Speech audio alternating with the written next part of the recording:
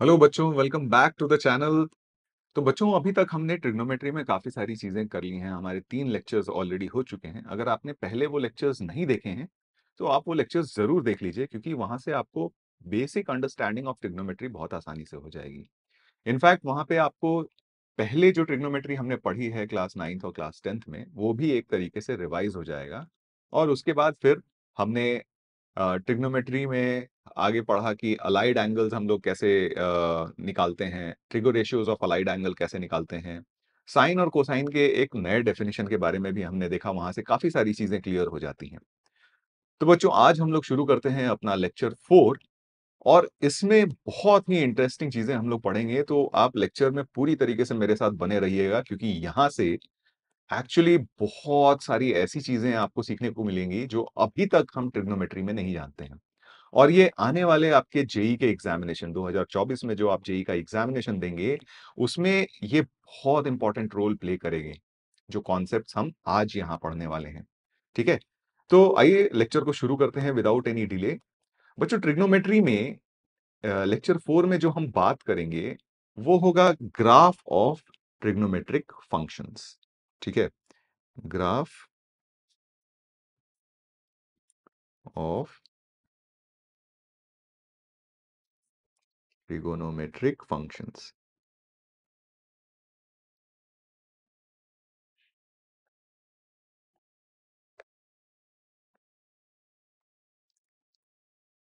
अब यहाँ पे एक नया वर्ड आपने देखा। नया वर्ड क्या है? फंक्शन। ठीक है? तो देखिए, ट्रिग्नोमेट्रिक फंक्शन के ग्राफ को जानने से पहले हमें कुछ चीजें समझनी पड़ेंगी फंक्शन के बारे में।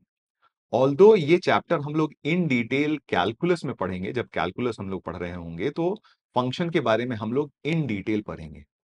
लेकिन अभी फॉर द टाइम बीइंग हमें फंक्शन की कुछ इंपॉर्टेंट चीजें जाननी बहुत जरूरी है। ठीक है? इंपॉर्टेंट चीजें कौन सी? तो देखो, पहले तो हमें यह समझना पड़ेगा कि हम फंक्शन बोलते किसको हैं। ठीक है? अगर मैं बोलूं कि फंक्शन है, तो what exactly a function represents. ठीक है? फंक्शन है क्या? पहले तो वो सीखना जरूरी होगा। तो देखो, बहुत सिंपल टर्म्स में यहां पे मैं बिल्कुल भी डिटेल में नहीं जाऊंगा फंक्शन के। हाँ, लेकिन इतनी चीजें हम जरूर समझ लेंगे कि इस लेक्चर में जितनी भी बातें हम करेंगे ट्रिग्नोमेट्रिक फंक्शंस की, वो आपको बहुत अच्छी तरीके से समझ में आ जाएं। ठीक है? तो यूजुअली हम लोग फंक्शन को कैसे रिप्रेजेंट करते हैं? y is equal to f of x से। ठीक है? इस तरीके से हम क्या करते हैं? फंक्शन को रिप्रेजेंट करते हैं। अब यहाँ पे y और x क्या है, इसका बहुत इंपॉर्टेंस है। देखिए, अगर नॉर्मल बोलचाल की भाषा में हम फंक्शन को समझने की कोशिश करें, तो फंक्शन क्या है? बेसिकली आप समझ लीजिए कि एक सिस्टम है या फिर एक ऐसा बॉक्स है, ठीक है? या एक ऐसा मशीन है जिसमें आप कुछ इनपुट डालोगे, ठीक है? कुछ भी आप इनपुट डालोगे तो उसके करेस्पॉन्डिंग वो मशीन क्या करेगा? एक आउटपुट देगा। ठीक है? उसके करेस्पॉन्डिंग मशीन क्या करेगा? एक आउटपुट देगा। ठीक है? तो यही जो मशीन है, इसी मशीन को हम लोग कहते हैं फंक्शन। ठीक है? अब जैसे एग्जांपल, ट्रिग्नोमेट्रिक फंक्शंस क्या हुआ? जैसे मान लीजिए हमने डिफाइन किया अपना trigonometric function y is equal to sine of x. ठीक है? यानी कहने का मतलब, इस बार जो हमारा मशीन बना, वो मशीन और कुछ नहीं बल्कि साइन है। ठीक है? ये मशीन क्या है हमारा? साइन है। अब इसमें हम क्या करेंगे? कुछ इनपुट्स डालेंगे, तो उस इनपुट के करेस्पॉन्डिंग हमें क्या मिलने वाला है? आउटपुट मिलने वाला है। जैसे हमने अगर इसमें इनपुट 0 डिग्री डाला, ठीक है? तो हमें आउटपुट क्या मिलेगा बच्चों? 0। ठीक है? अगर इसमें हमने इनपुट 30 डिग्री डाला, ठीक है? तो आउटपुट हमें क्या मिलेगा? 1/2।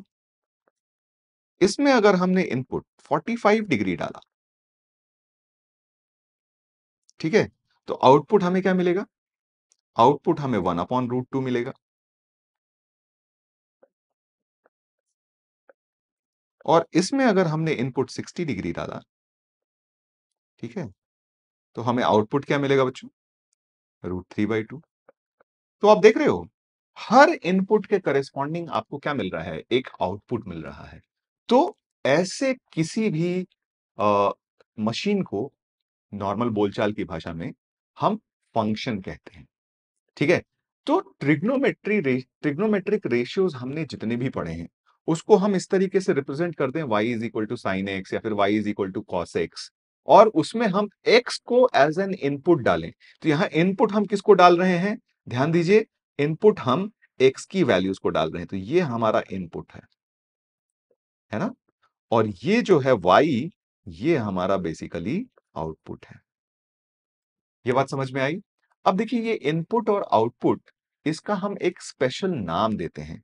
यानी जो इनपुट्स हम डालते हैं, उसको हम लोग कहते हैं डोमेन,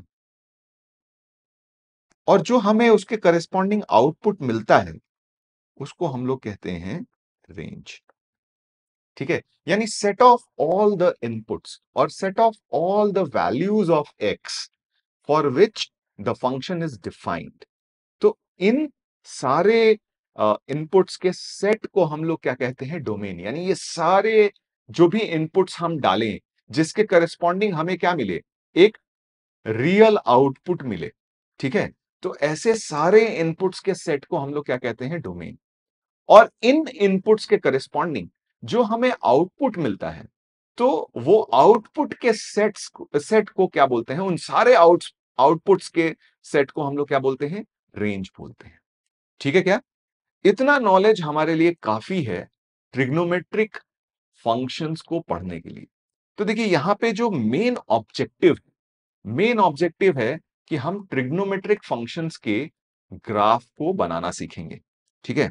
तो आइए आगे बढ़ते हैं और अब सीखते हैं हम लोग ट्रिग्नोमेट्रिक फंक्शंस के ग्राफ को बनाना।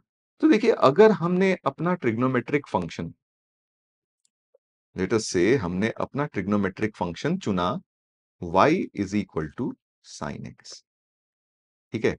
तो देखिए, ग्राफ बनाने के लिए हम लोग करते क्या है? ग्राफ बनाने के लिए हम लोग x इनपुट्स पुट करेंगे अपने इस फंक्शन में, उसके करस्पॉन्डिंग हमें क्या मिलता जाएगा? y मिलता जाएगा। यानी हर x के करस्पॉन्डिंग हमें y मिलेगा। तो ये जो x, y पॉइंट हुआ, इन सारे पॉइंट्स को अगर हम प्लॉट करेंगे और सारे पॉइंट्स को अगर हम ज्वाइन कर देंगे, तो ये ज्वाइन किया हुआ वाला जो शेप मिलेगा, यही हमारा क्या होता है? किसी भी फंक्शन का ग्राफ होता है। ठीक है? तो अगर हम y is equal to sine x के करस्पॉन्डिंग ग्राफ बनाने की सोचें, तो देखिए वो ग्राफ कैसा होता है? ये हमारा हो गया y एक्सिस, ये हमारा हो गया x एक्सिस। फिर हम इसमें क्या करते हैं? एक लाइन बना लेते हैं, आपको समझ में आएगा। ये लाइन है हमारा y इज इक्वल टू 1, और यहां एक लाइन है हमारे पास y इज इक्वल टू -1।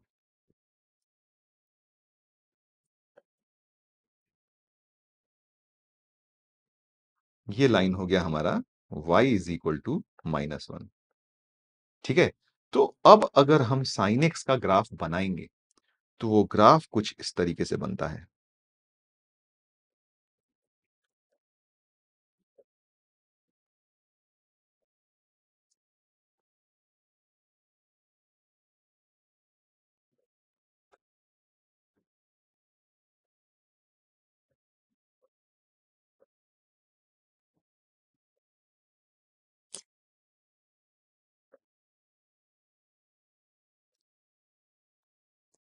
ठीक है?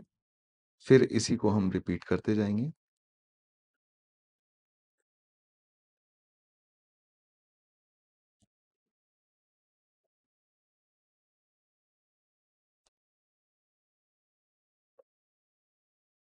ये तो y is equal to sine x का ग्राफ कुछ ऐसा बनता है। ये बना कैसे ग्राफ?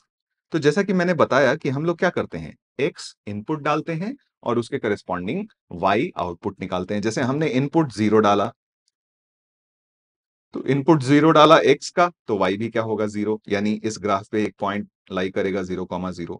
फिर इनपुट अगर हमने 30 डिग्री डाला, तो y की वैल्यू हाफ हो जाएगी, तो हमारे पास इस ग्राफ पे एक पॉइंट लाई करेगा कितना? 30 डिग्री कॉमा, यानी π/6 कॉमा हाफ। अगर हमने यहाँ पे 60 डिग्री डाला, यानी π/3, तो उसके करस्पॉन्डिंग हमें इन आउटपुट क्या मिलेगा? √3/2। अगर हमने 90 डिग्री यानी π/2 डाला, तो आउटपुट क्या मिलेगा? 1। तो ये सारे पॉइंट्स प्लॉट करके और फिर हमने क्या किया? ये ग्राफ कंप्लीट कर दिया। ठीक है? अब यहां से अगर हम ये सारे पॉइंट्स लिखें तो ये हमारा पॉइंट है 0, यहां पे ये हमारा पॉइंट हो जाएगा π/2, ये पॉइंट हो जाएगा पाई, ये पॉइंट हो जाएगा 3π/2, है ना? ये पॉइंट हो जाएगा 2π एंड सो ऑन। ठीक है? सिमिलरली इस तरफ ये पॉइंट आपका -π/2, ये पॉइंट आपका -π, ये पॉइंट आपका -3π/2, है ना? एंड ये पॉइंट आपका 2π, ये इस तरीके से। ठीक है?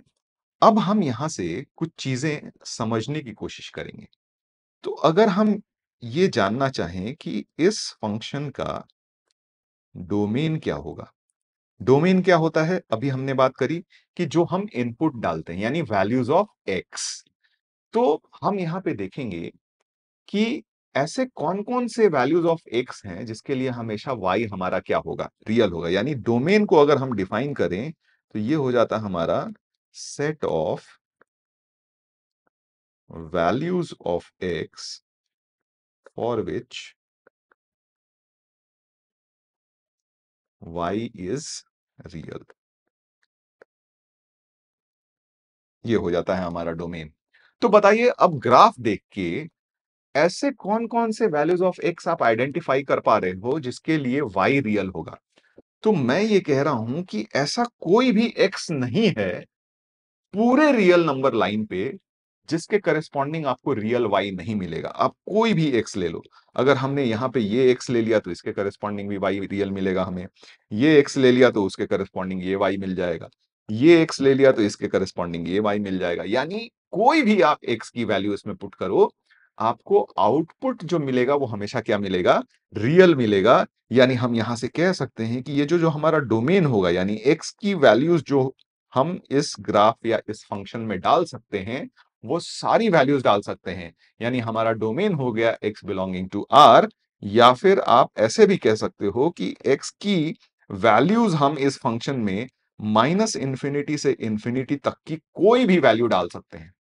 ठीक है? तो ये सारे के सारे पॉइंट्स हमारे क्या हो जाएंगे? डोमेन के अंदर आ जाएंगे।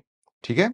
फिर अब हम बात करते हैं रेंज की, कि इस फंक्शन का रेंज क्या होगा? तो रेंज क्या हो जाता है? Set of values of y corresponding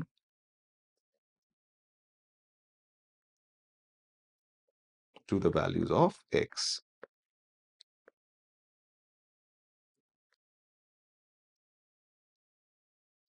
ठीक है? यानी रेंज जो हो जाता है वो set of values of y corresponding to the values of x। अब आप देखो कि x की चाहे कोई भी वैल्यू डालो, y की वैल्यू कहां से कहां तक जा रही है? तो आप देखोगे कि जब भी y की वैल्यू होगी वो हमेशा -1 से 1 के बीच में ही लाई करेगी। ठीक है? तो यहां से हम ये कह सकते हैं कि जो रेंज होगा यानी y की वैल्यू होगी, ये हमारी कहां से कहां तक के बीच में होगी? -1 से 1 के बीच में होगी। ठीक है? एक और तरीका सिर्फ ग्राफ को देख के रेंज और डोमेन आइडेंटिफाई करने का, आप देखो एक्स एक्सिस पे ग्राफ कहां से कहां तक फैला हुआ है। ठीक है? तो जहां से जहां तक ग्राफ फैला हुआ होगा, वो सारा set of values of x हमारा डोमेन हो जाता है। सिमिलरली रेंज के करस्पॉन्डिंग हम देखेंगे कि वाई एक्सिस पे ग्राफ कहां से कहां तक फैला हुआ है। तो यानी क्लियरली यहां से देखें तो हमारा वाई एक्सिस पे ग्राफ सिर्फ -1 से 1 तक ही फैला हुआ है। यानी इस फंक्शन का, यानी y is equal to sine x function का जो रेंज होगा वो क्या हो जाएगा? -1 टू 1। ठीक है? तीसरा एक बहुत ही इंपॉर्टेंट पार्ट ये है कि अगर मान लीजिए हम यहां से यहां तक के पार्ट को देखें, ग्राफ के इस वाले पार्ट को देखें, तो ये वाला पार्ट अगर आप देखोगे तो ये वाला पार्ट फिर से यहां से रिपीट हो रहा है। ठीक है? ये वाला पार्ट ये यहां भी रिपीट हो रहा है।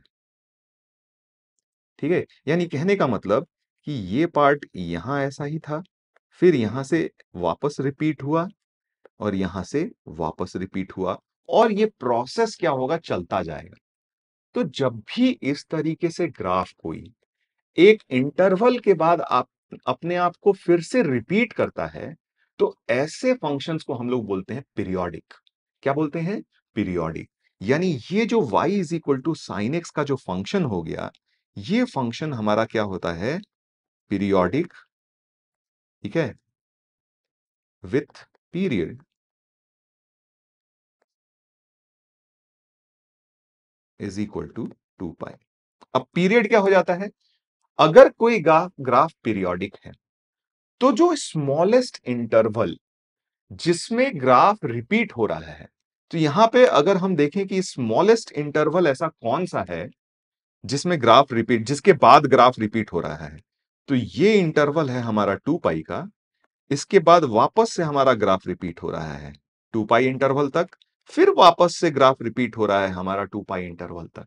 तो यानी कहेंगे कि ये ग्राफ तो हमारा पीरियोडिक है ही, हमारा फंक्शन का जो पीरियड हो जाएगा वो क्या हो जाएगा?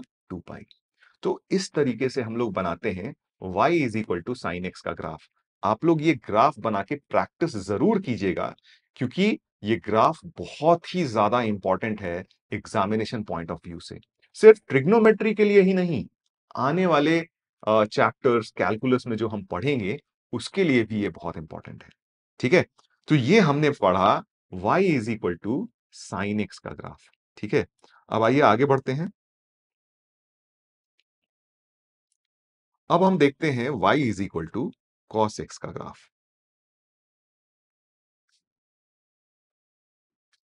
ठीक है, यहां पे भी हम अपना x एक्सिस और y एक्सिस बना लेते हैं।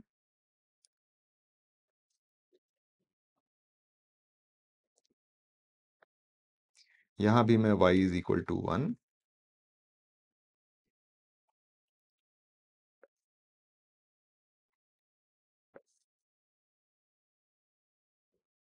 और y is equal to -1 line बना लेता हूं। अब जब cos x का ग्राफ बनेगा, वो ग्राफ कुछ इस तरीके से बनेगा।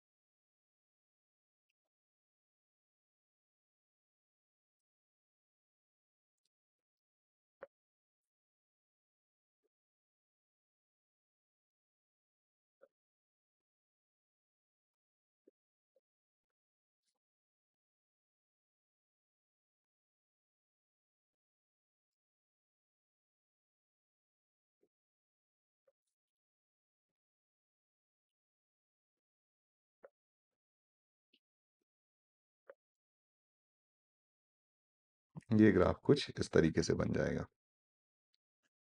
ठीक है, अब यहां पे देखिए, अगर हम पॉइंट्स देखें, तो x इज इक्वल टू 0 के करस्पॉन्डिंग y की वैल्यू क्या होगी? 1। फिर x is equal to pi by 2 के करस्पॉन्डिंग y की वैल्यू क्या हो जाएगी? 0। x इज इक्वल टू पाई के करस्पॉन्डिंग y की वैल्यू -1, 3 पाई बाई 2 के करस्पॉन्डिंग y की वैल्यू 0, 2 पाई के करस्पॉन्डिंग y की वैल्यू 1 एंड सो ऑन। हम ये सारे पॉइंट्स ड्रॉ कर सकते हैं। तो ये -पाई/2 हो जाएगा, ये -पाई हो जाएगा, ये -3 पाई/2 हो जाएगा और ये -2 पाई हो जाएगा। ये लाइन फिर से हमारा y इज इक्वल टू 1 और y इज इक्वल टू -1 है। ठीक है, तो ये बन गया हमारा graph y is equal to cos x का। देखिए, इस ग्राफ को ना हम y is equal to sine x के ग्राफ से भी बना सकते थे। कैसे? ध्यान दीजिए। यहां पे क्या हम y is equal to cos x को, just for the demonstration purpose मैं सिखा रहा हूं आपको, क्या मैं इसको sine of pi by two plus x लिख सकता था? बिल्कुल लिख सकता था। ठीक है, अब ध्यान से देखिए, अगर यहां पे x इज इक्वल टू 0 डालते हो तो ये क्या हो जाएगा, साइन पाई बाई टू। यानी कॉस 0 की जो वैल्यू होगी वो किसके बराबर होगी, साइन पाई बाई टू के बराबर। यानी y is equal to cos x में x इज इक्वल टू 0 वाला point y is equal to sine x के x is equal to pi by two वाले पॉइंट के से कोइंसाइड करेगा, क्योंकि यहां पे जब 0 डाल रहे हो तो साइन के अंदर में आर्ग्यूमेंट यानी एंगल क्या आ रहा है, पाई बाई टू। यानी कहने का मतलब यह हुआ कि जो x इज इक्वल टू 0 वाला cos x का पॉइंट था, अब वो किससे कोइंसाइड करेगा, x is equal to pi by two वाले पॉइंट से कोइंसाइड करेगा साइन x के ग्राफ में। अगर आप x is equal to pi by two यहां पे डालते हो, अगर यहां पे आप x is equal to pi by two डालते हो,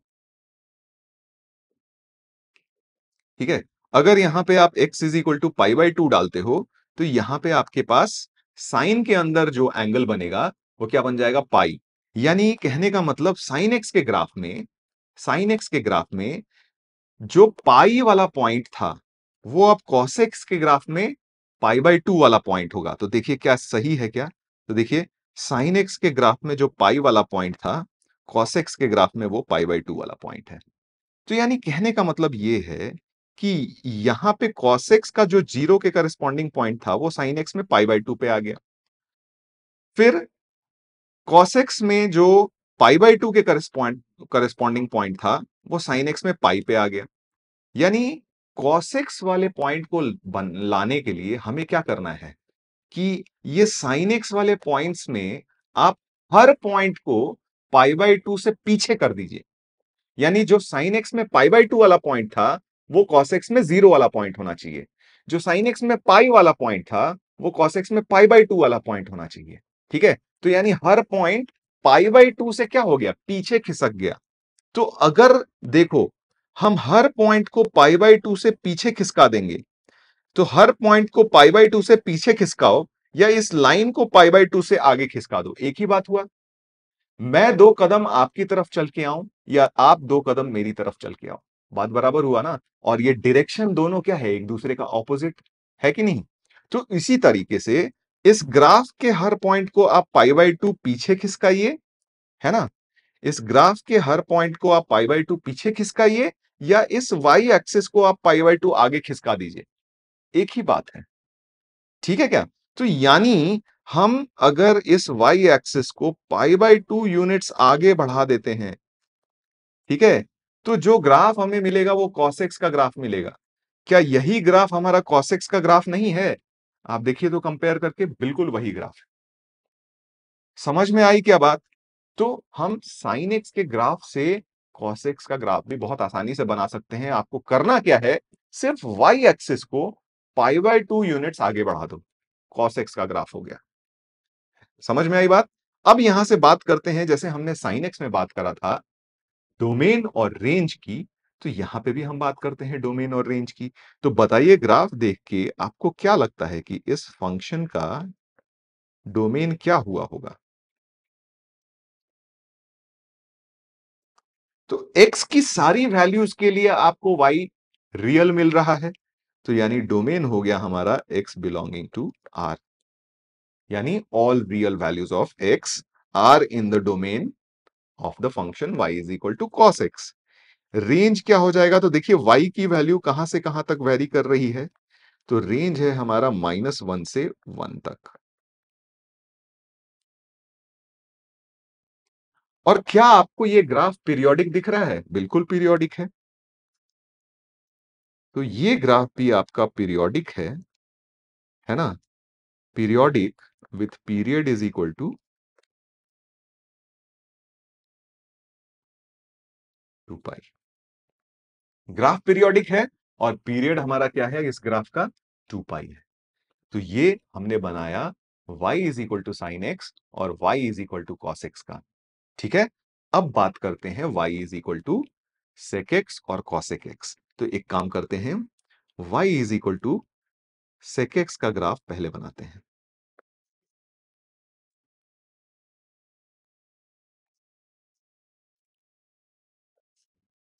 y is equal to sec x. अब देखो सेक एक्स का ग्राफ बनाने के लिए ना, कॉस एक्स का ग्राफ अगर आपको ध्यान में है, तो सेक एक्स का ग्राफ बनाना आपके लिए बड़ा आसान हो जाएगा। तो एक काम करते हैं, कॉस एक्स का ग्राफ ना हम यहां से कॉपी कर लेते हैं, ठीक है, और यहां पे पेस्ट कर देते हैं, क्योंकि इस ग्राफ का रेफरेंस लेके फिर हमें ग्राफ बनाना काफी आसान हो जाएगा। तो ये हमारा cos x का ग्राफ है, ध्यान रखिए। अब देखिए जो y is equal to sec x होता है, sec x बेसिकली होता क्या है? 1/cos x, है ना? 1/cos x हो जाता है। अब जहां-जहां cos x की वैल्यू 0 हुई होगी, sec x तो वहां डिफाइन ही नहीं होगा। आप समझ रहे हो? क्योंकि 1/0 तो हमारा क्या होता है? डिफाइन नहीं होता है, ये कोई भी रियल नंबर के बराबर नहीं होता है। तो जहां-जहां cos x की वैल्यू 0 होगी, sec x वहां पे डिफाइंड नहीं होगा। तो एक काम करते हैं कि जहां-जहां हमारे पास अ, cos x 0 है, वहां-वहां हम एक लाइन बना लेते हैं। ठीक है? तो ये लाइन हमने बना लिया, इसी को कॉपी करके हम हर जगह ट्रांसलेट कर लेते हैं।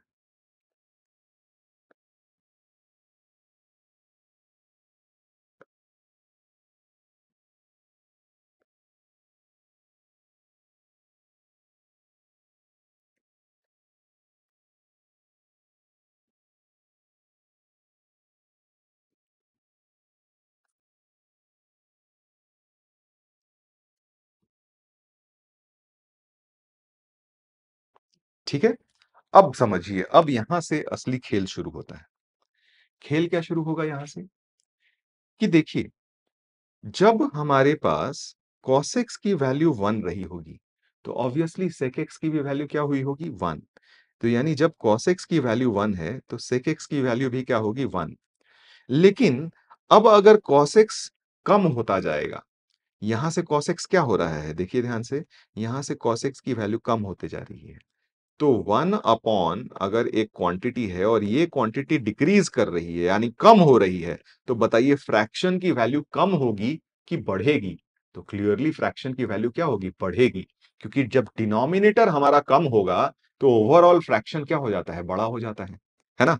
तो यानी कहने का मतलब यहां से ये है कि आपके पास, ठीक है, आपके पास ये जो cos sec x होगा, जैसे-जैसे cos x कम होता जाएगा, sec x की वैल्यू क्या होते जाएगी? बढ़ते जाएगी, और जैसे-जैसे ये 0 के करीब जाता जाएगा, तो यानी 1 अपॉन 0 के करीब नंबर, यानी बहुत ही छोटा नंबर, तो 1 अपॉन बहुत ही छोटा नंबर मिलके क्या हो जाता है? एक बहुत बड़ा नंबर, यानी ये वैल्यू इंफिनिटी के करीब जाएगी। तो जैसे जैसे cos x 0 के करीब जाएगा, sec x हमारा किधर जाएगा? इंफिनिटी के करीब। लेकिन याद रखिए, इस लाइन को टच नहीं करेगा, क्योंकि इस लाइन को अगर टच किया, तो सिंस cos x 0 हो जाता है और 1/0 हमारा डिफाइन नहीं होगा। सिमिलरली इस तरफ भी वही कहानी होगी हमारी, ठीक है? तो ये वाला जो पार्ट होगा, ये हमारा sec x का ग्राफ है। सिमिलरली यहां पे भी ये वाला जो पार्ट बनेगा हमारा, ये sec x का ग्राफ होगा। ये वाला जो पार्ट बनेगा हमारा, ये sec x का ग्राफ होगा। ठीक है क्या? अब बात आती है ये नीचे वालों का क्या करें? तो नीचे वालों का जैसा ऊपर वालों के लिए किया था, सेम नीचे वालों के लिए भी कर लेते हैं। तो यानी जब cos x की वैल्यू -1 रही होगी, तो 1/-1 यानी sec x की वैल्यू क्या हो गई होगी? -1।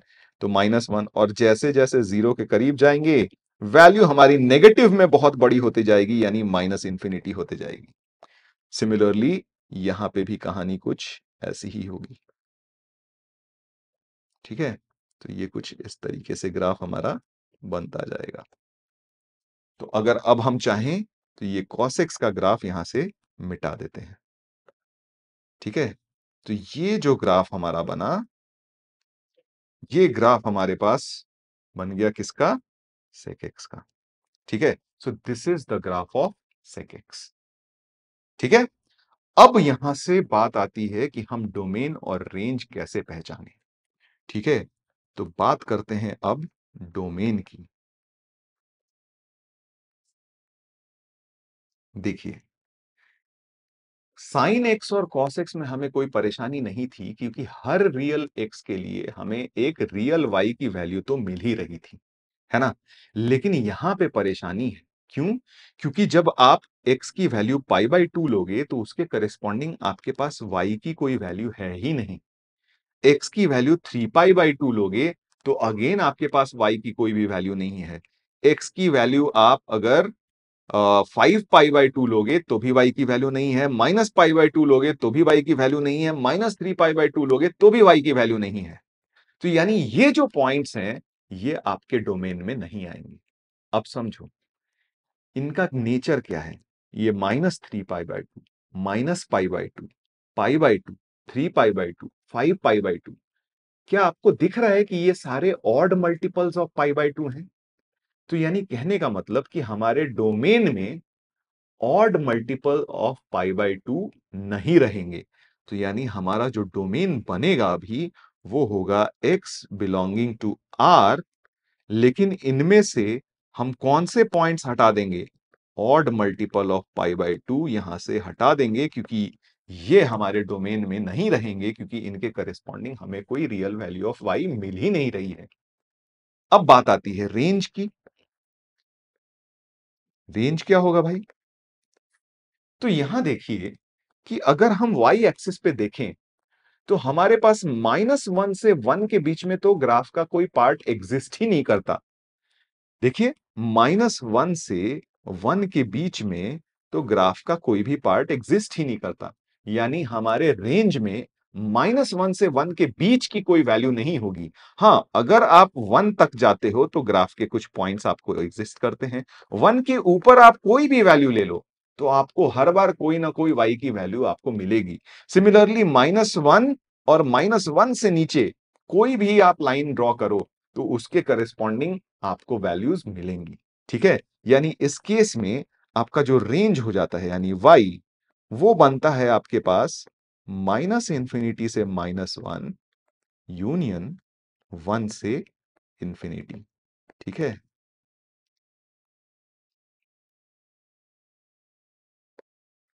तो ये आपका रेंज बन जाएगा। अब क्या ये पीरियोडिक दिख रहा है आपको? तो देखिए ध्यान से, पीरियोडिक है। कैसे? ये वाला जो रीजन है, ये वापस से आके यहां पे रिपीट हो रहा है और ये वापस से आके यहां पे रिपीट हो रहा है। यानी ये फंक्शन भी हमारा क्या है? पीरियोडिक है। और पीरियड क्या होगा? तो वो इंटरवल जिसके बाद ये रिपीटिशन हो रहा है। तो बताइए, यहां से लेकर यहां तक का इंटरवल का लेंथ क्या हुआ? तो यहां फिर से ये क्या हो जाएगा? 2 पाई हो जाएगा। ठीक है? तो यानी ये फंक्शन भी हमारा क्या है? पीरियोडिक है। ठीक है? So this is also periodic with period is equal to 2 pi. ठीक है? तो बच्चों, अब जब हमने y is equal to sec x का ग्राफ बना लिया और आपने देखा कि किस तरीके से हमने बनाया, तो अब आपके लिए y is equal to cosec x का ग्राफ बनाना बहुत आसान हो जाएगा। ठीक है? क्यों? क्योंकि जैसे हमने cos x को रेफरेंस लेते हुए sec x का ग्राफ बनाया है, उसी तरीके से अब हम sin x को रेफरेंस लेते हुए किसका ग्राफ बनाएंगे? cosec x का। क्योंकि हमें पता है कि y is equal to cosec x is nothing but 1/sin x। ठीक है? तो आइए देखते हैं किस तरीके से हम cosec x का ग्राफ बनाएंगे। तो अब हम फंक्शन जो कंसिडर करेंगे वो फंक्शन होगा y is equal to cosec x का। ठीक है?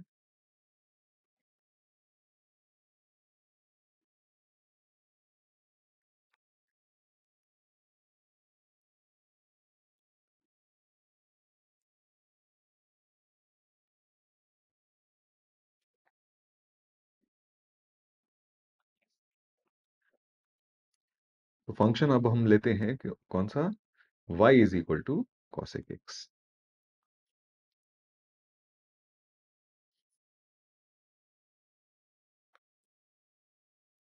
और cosec x और कुछ नहीं बल्कि हमारा क्या हो जाता है? 1/sin x। ठीक है? तो हम कॉपी कर लेते हैं अपना y is equal to sine x वाला graph, in fact y is equal to cos x वाला ग्राफ ही कॉपी कर लेते हैं। और पाई बाय 2 का डिफरेंस हमने देखा था, क्या?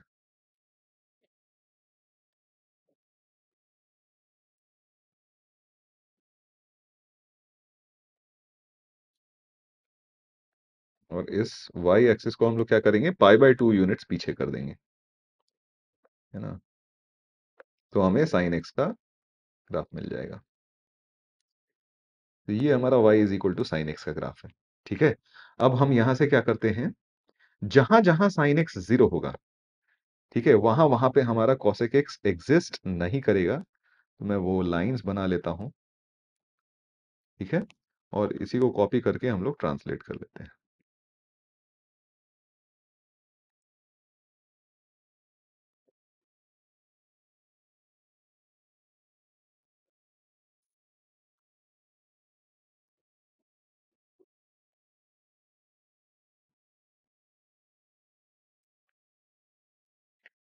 ये कुछ इस तरीके से हो जाएगा, ठीक है।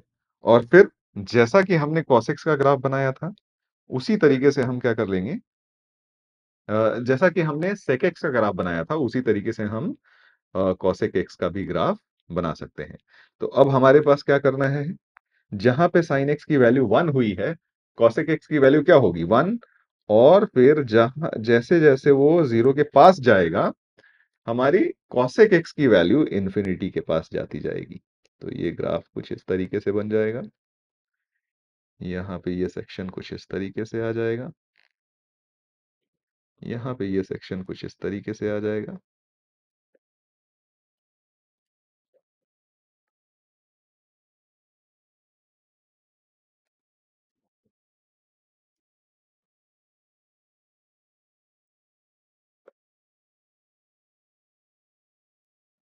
यहाँ पे ये सेक्शन कुछ इस तरीके से आ जाएगा, एंड सो ऑन। थोड़ा ठीक से बना लेते हैं। फिर यहाँ पे भी ये सेक्शन कुछ इस तरीके से आ जाएगा, और यहाँ पे ये कुछ इस तरीके से आ जाएगा। तो ये जो ब्लू वाला ग्राफ बना हमारा, वो किसका ग्राफ बन जाएगा, cosec x का। तो अगर ये sin x का ग्राफ अगर हम हटा दें,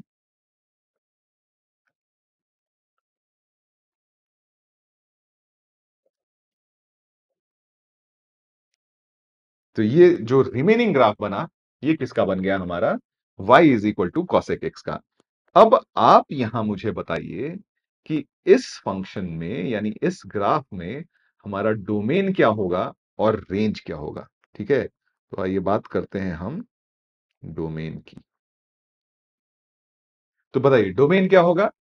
डोमेन में हम वैसी वैल्यूज ऑफ एक्स रखेंगे जिसके करस्पॉन्डिंग वाई की वैल्यू रियल हमें मिलती है। तो यानी क्लियरली यहां से x belonging to R minus, कहां कहां पे रियल वैल्यूज नहीं मिल रही है, तो देखिए 0 पे हमें रियल वैल्यू नहीं मिल रही है, पाई पे नहीं मिल रही है। ये पॉइंट्स भी मैं चेंज कर देता हूं, क्योंकि हमने शिफ्ट किया था ओरिजिन वाई एक्सिस को।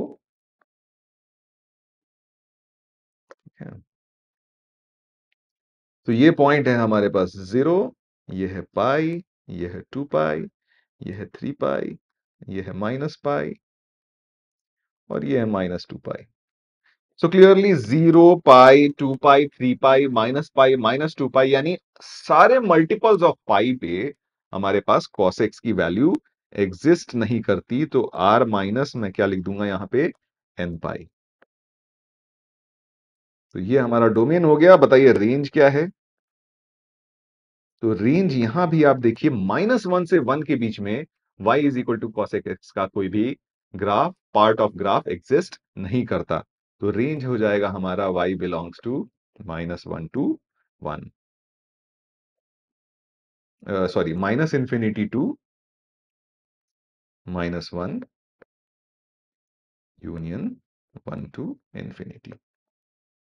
ठीक है, और क्लियरली ये फंक्शन क्या है, periodic with period is equal to 2 pi. ठीक है, तो ये हमारा ग्राफ किसका हो गया, cosec x का। तो आइए फटाफट हम लोग tan x और cot x का भी ग्राफ देख लेते हैं। तो y इज इक्वल टू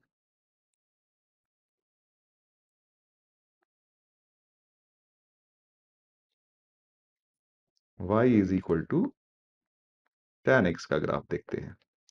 तो tan x के ग्राफ के लिए भी हम लोग क्या करते हैं, x एक्सिस और y एक्सिस बना लेते हैं।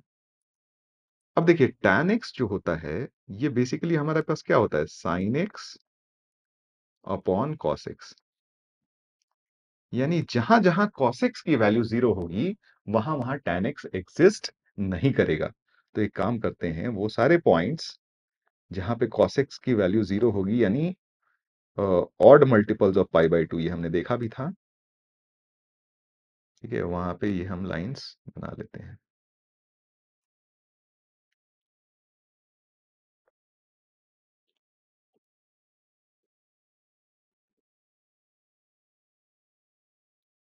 ठीक है, और इसमें जो tan x का ग्राफ होगा, वो कुछ इस तरीके से होता है।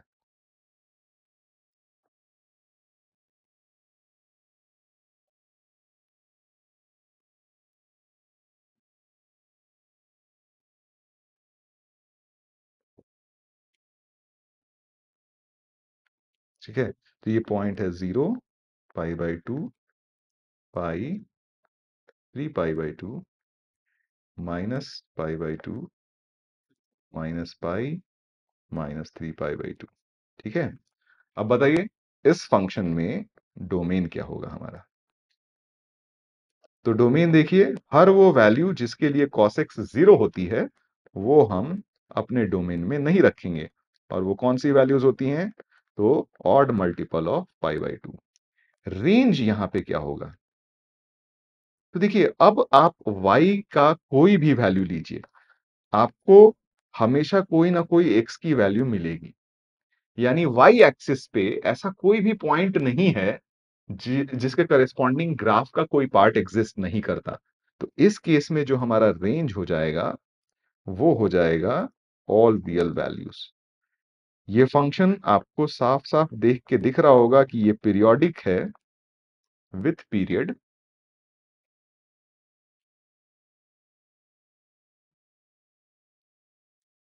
इज इक्वल टू पाई, क्योंकि पाई इंटरवल पे ये ग्राफ क्या हो रहा है, रिपीट हो रहा है। ठीक है ना, ऑलराइट। तो ये अगर tan x का ग्राफ बन गया हमें, तो हम cot x का भी बहुत आसानी से ग्राफ बना सकते हैं। तो आइए cot x का ग्राफ बनाते हैं। y is equal to cot x, और cot x क्या हो जाता है हमारे पास, cos x upon sin x। यानी इस बार वो वैल्यूज ऑफ x हमारे डोमेन में नहीं होंगी जहां पे sin x की वैल्यू 0 हो जाती है। ठीक है, तो आइए, ये हमारा हो गया y एक्सिस, ये हमारा हो गया x एक्सिस, और वो वैल्यूज ऑफ x जहां पे हमारे पास sin x 0 होता है, यानी मल्टीपल्स ऑफ पाई। तो मल्टीपल ऑफ पाई पे हमारा ग्राफ एग्जिस्ट नहीं करेगा, तो इस पे हम एक ब्रोकन लाइन बना लेते हैं।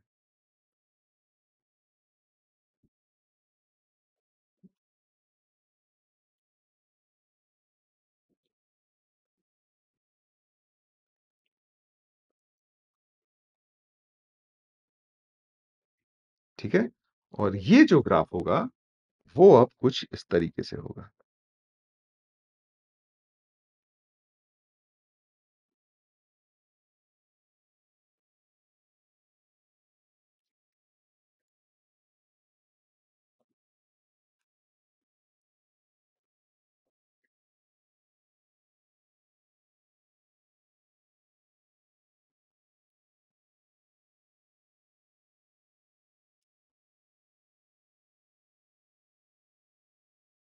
ये, तो ये पॉइंट्स आपके हो गए 0, पाई by 2, pi, 3 pi by 2, 2 pi, -pi by 2, -pi, -3 pi by 2 and -2 pi.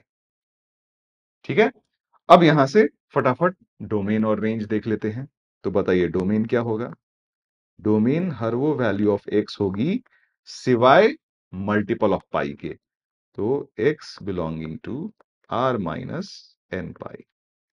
ठीक है, और रेंज क्या हो जाएगा? रेंज यहां भी आप देखिए y एक्सिस पे ग्राफ माइनस इंफिनिटी से प्लस इंफिनिटी तक पूरी तरीके से फैला हुआ है, तो रेंज हो जाएगा y बिलोंग्स टू r, या फिर आप इसको लिख सकते हैं y belongs to minus infinity to plus infinity. ठीक है, क्लियरली ये फंक्शन क्या है? Periodic with period is equal to pi.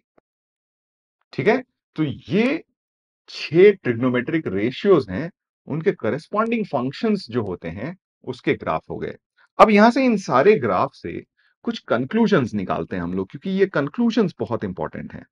ठीक है, सो कंक्लूजन्स क्या है? कंक्लूजन्स यहां पे तो सबसे पहला कंक्लूजन ये है कि देखिए साइन जीरो की वैल्यू क्या थी? जीरो। साइन पाई की वैल्यू क्या थी? जीरो। साइन टू पाई की वैल्यू क्या थी? जीरो। यानी साइन ऑफ मल्टीपल ऑफ पाई ये हमेशा क्या होता है? जीरो। ठीक है, और cos of odd multiple of pi by to ये भी क्या होता है? जीरो।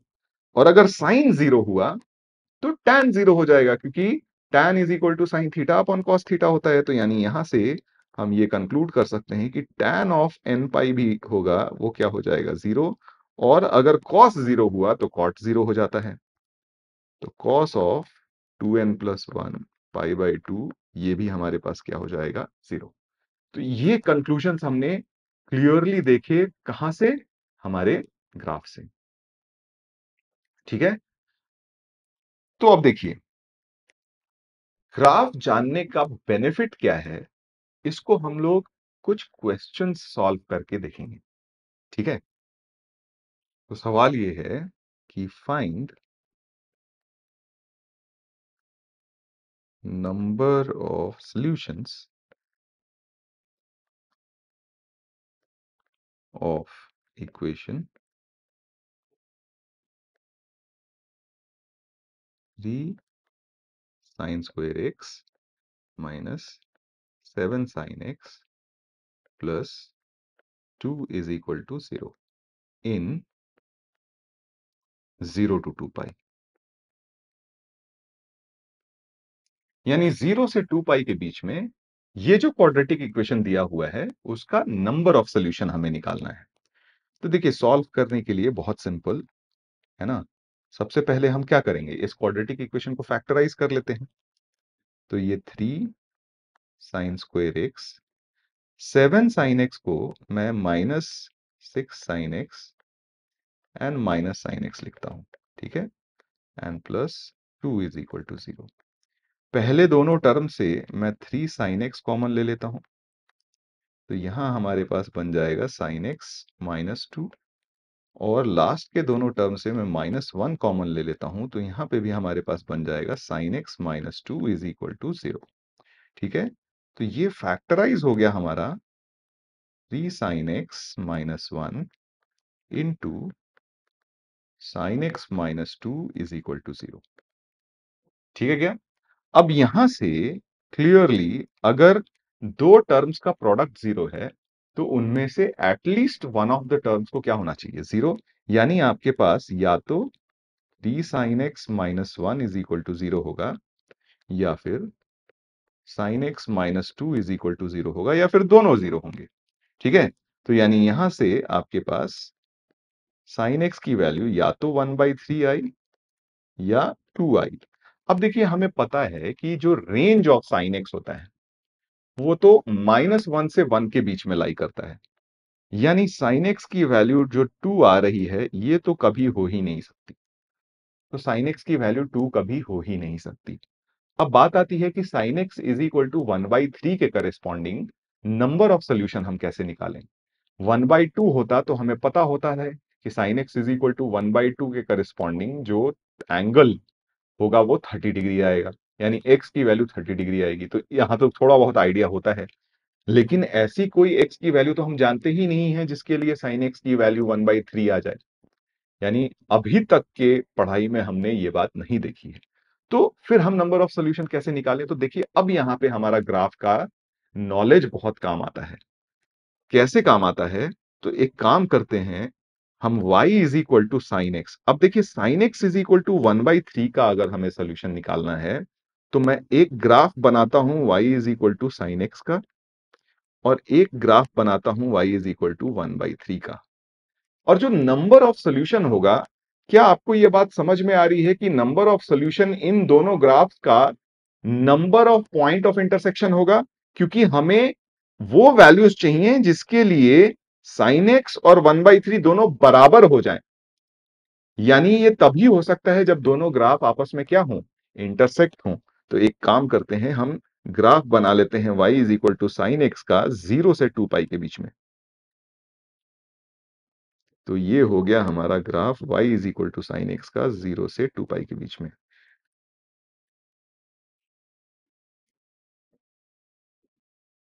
ठीक है, और ये ग्राफ हो गया हमारा y इज इक्वल टू 1/3 का।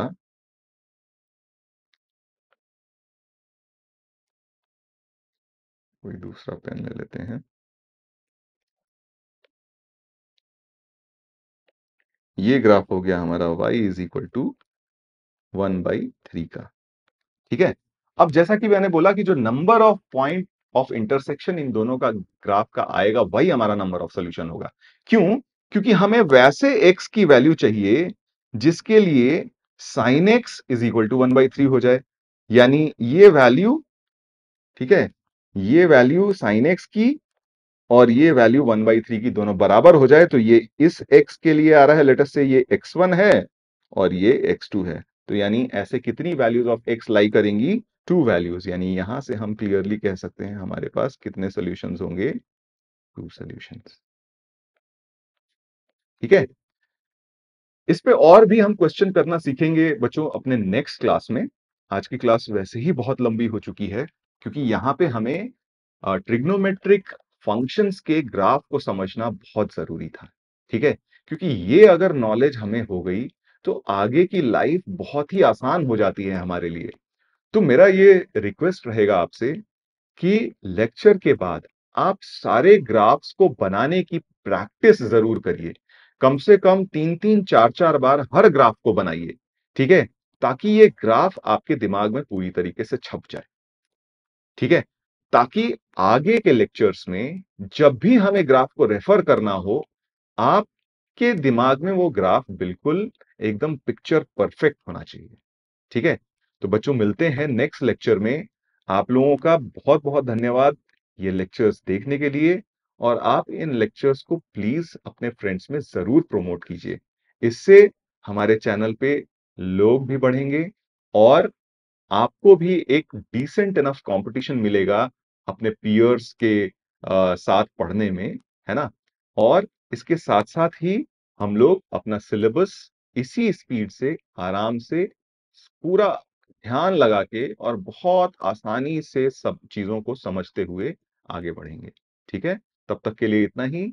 आप मेहनत करते रहिए और कॉन्फिडेंट रहिए, मेरे साथ जुड़े रहिए। आपका सिलेबस मैं पूरी तरीके से कंप्लीट करवाऊंगा इसी चैनल पे, और वो भी with all the quality that you would require to crack not just the JEE mains examination but also the JEE advanced examination. All right, thank you very much, and then see you in the next lecture.